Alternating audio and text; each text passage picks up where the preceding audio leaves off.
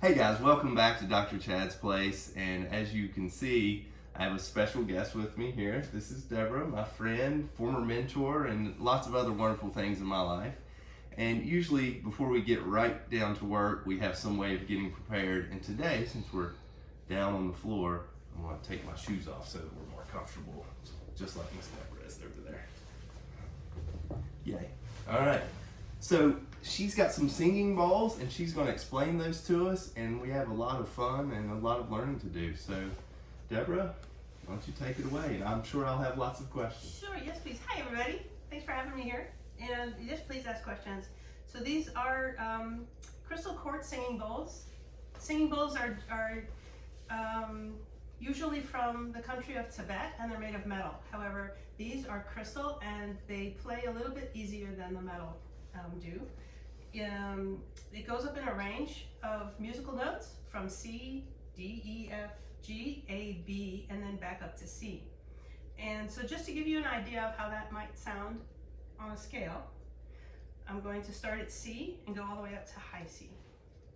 So there are different mallets to use. This is the softest line, this is medium, and this one is the loudest, the hardest. So here's C. I'm going to do that again because I'm not sure that was loud enough. Okay, C.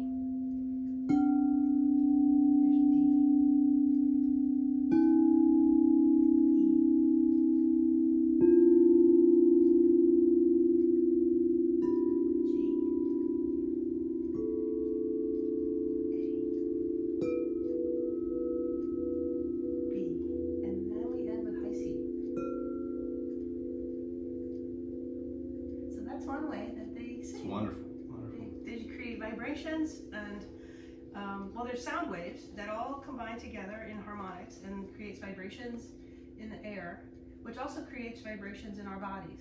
Because y'all may know, maybe you don't, that our bodies are about 75 to 80% fluid, mostly water.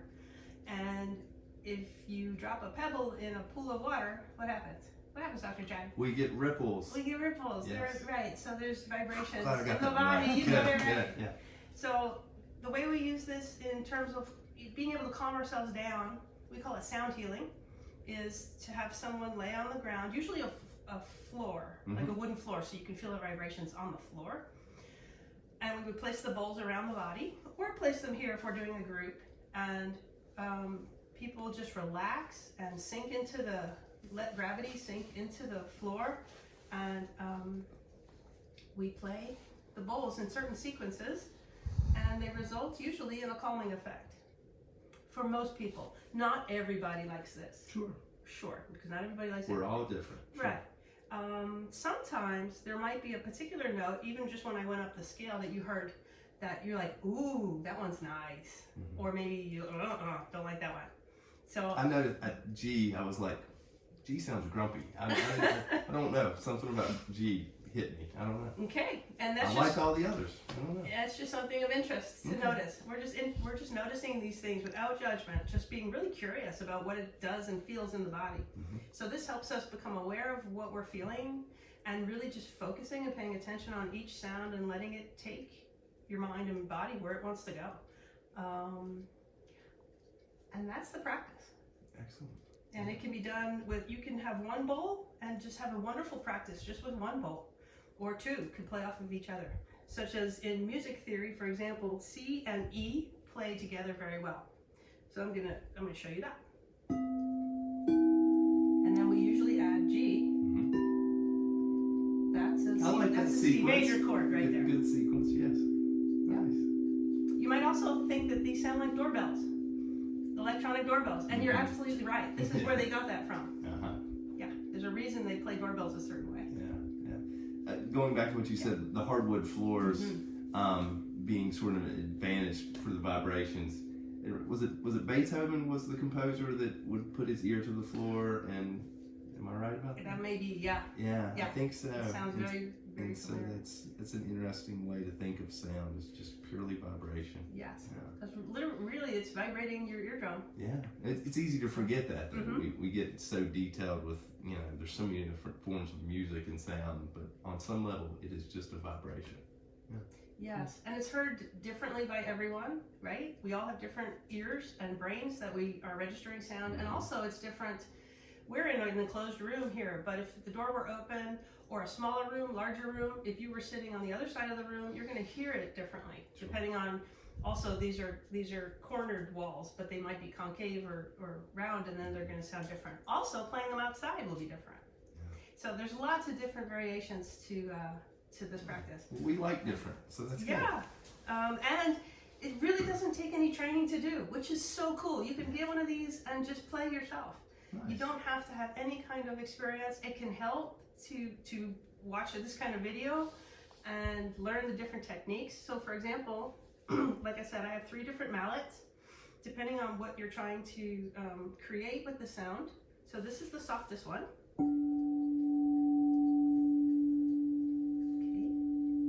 And then this one's a little bit louder. This is rubber. This was felt or wool. This one is going to be the loudest. Which note should I do for the loudest? Let's do the classic C. C, lower C. Okay. Lower C. Almost like a church. Mm-hmm. It does have a church bell sound. It really does.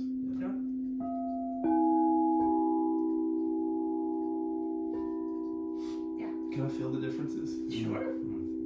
So that mallet is coated with suede. Pretty smooth. This is fairly heavy. There is also a wooden part here, which I don't tend to use very much. It reminds me of that it's breaking. Yeah.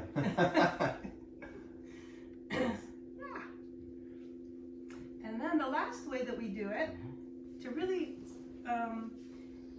explain why we call it singing, is to rub the side of the mallet or the rubber around the outside. The outside is rough. It has ridges to it.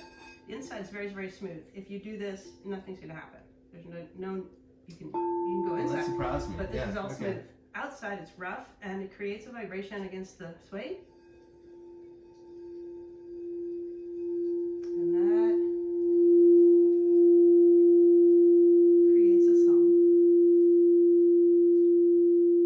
I don't know if you've ever taken a little wet fingertip and traced it along the outside of a glass, the rim of a glass, to make them sing. That's exactly so that's something you could try at home. What we're doing here. With mom and dad's permission, you know. Yes. Don't get the fancy crystal out without permission. I have to say this. You can always use this if you need to be rude. Oh, you could. It was great. See? So, if I'd like to do a demonstration, if we're ready for that. Please do. Yes. So, what I would invite you to do at home or wherever you are, and for Dr. Chad, just to find a nice place, a way to sit, where you can be still, maybe for about 5 minutes. And if you can't be still for 5 minutes, that's just fine. You move any way you want. But we're just really trying to allow the body to settle into the bath. We call it a sound bath. So just like you'd be in a bathtub perhaps, and just resting. So we're just kind of rooting our bodies down into the floor. You could lay down on the floor as well, or lay down in your bed, couch, whatever it is. And just, if you want to, take several breaths. So just bringing your attention to the breath as it enters the body. And you might notice as you inhale, you get heavier. Your bottom pushes into the surface that you're sitting or laying on. And then as you exhale, when you let the air out, you get lighter.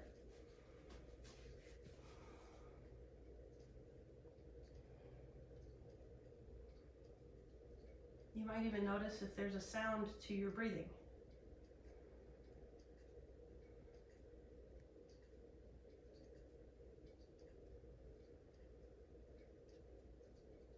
So in that spirit of sound and just noticing and paying attention, you're welcome to close your eyes if you like, or leave them open. And we'll be here for about 5 minutes.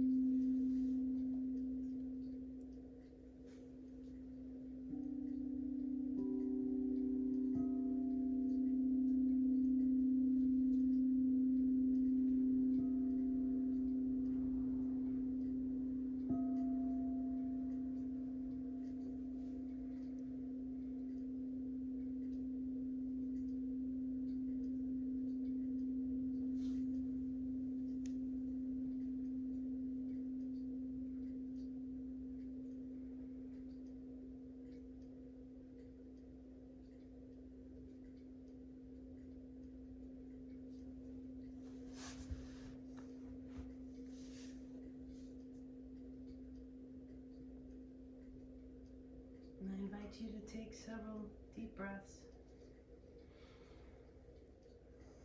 bringing your attention back into your body, into the space where you're sitting or lying down.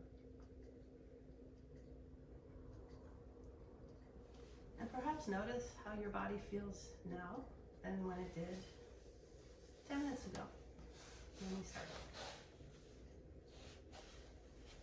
You might also notice what your mind is doing. Is your mind really busy and active, or has it kind of been able to settle down a little bit?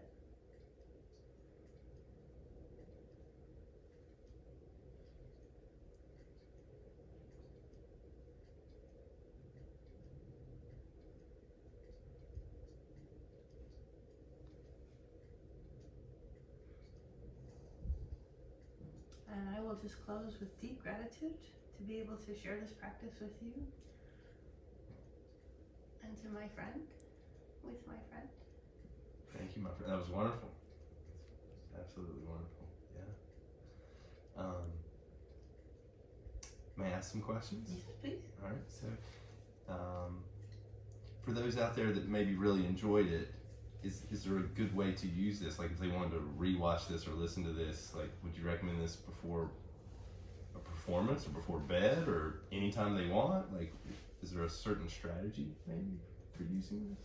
Oh, that's a great question, and it really would depend, I think, on what you'd want to get out of it, what the point would be. If you're having trouble sleeping, sometimes listening to this type of instrumental might be really nice to help you float away to sleep.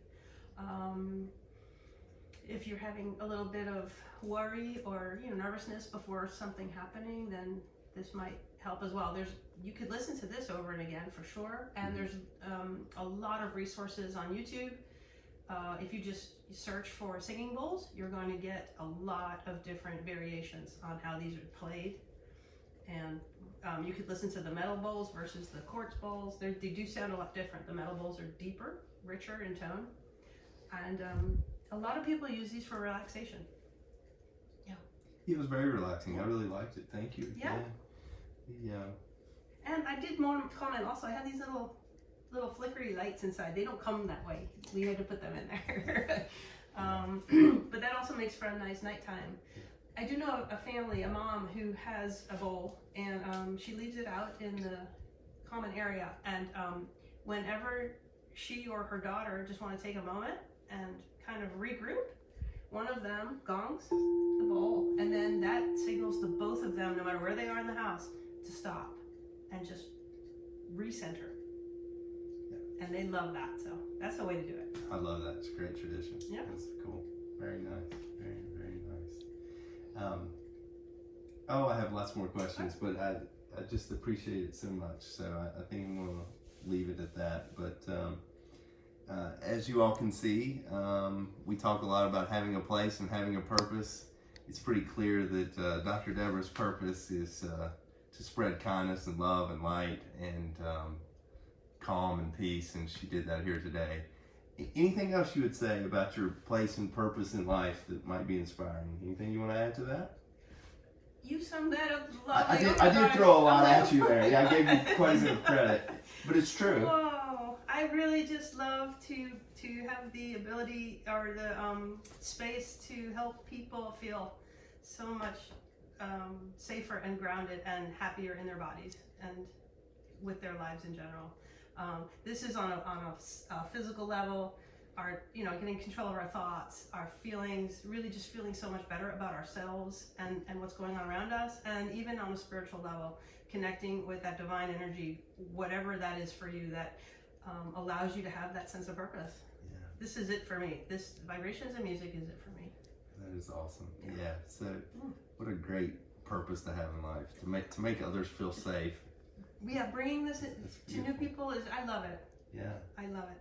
Well, I'm relieved because I didn't have to sing. I just got to listen to the balls. I thought I might have to sing. No, that comes next. Okay. That's our next Yeah, there might be a lot of outtakes on that one. Yeah.